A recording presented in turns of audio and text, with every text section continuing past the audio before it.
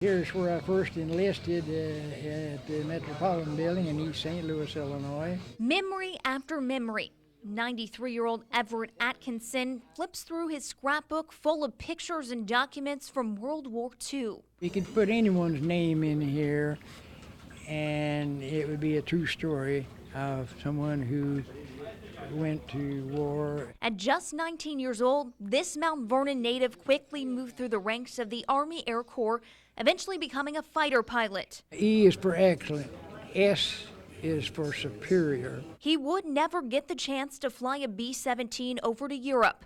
They needed 4-engine pilots for a large airplane called the B-29 Super Fortress that they knew were going to be needed in the Japanese conflict. Little did he know, 70 years later after his first flight, he would have the chance to take a ride on board a B-17 bomber.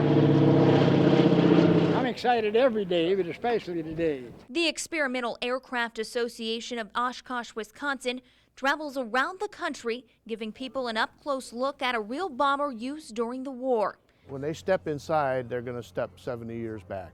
And he warns that also means a bumpy ride.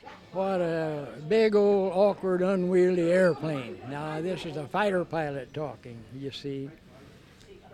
And it was a good honest airplane. I'm all strapped in here, ready for takeoff. Got it. Atkinson and the rest of the 9 crew members strapped in. And within minutes, we lifted off the ground, flying as Atkinson put things into perspective for all of us. All you have to do is remember you are a combat crew member out of the 1,000 planes that went to that target yesterday. Only 940 of them are coming back.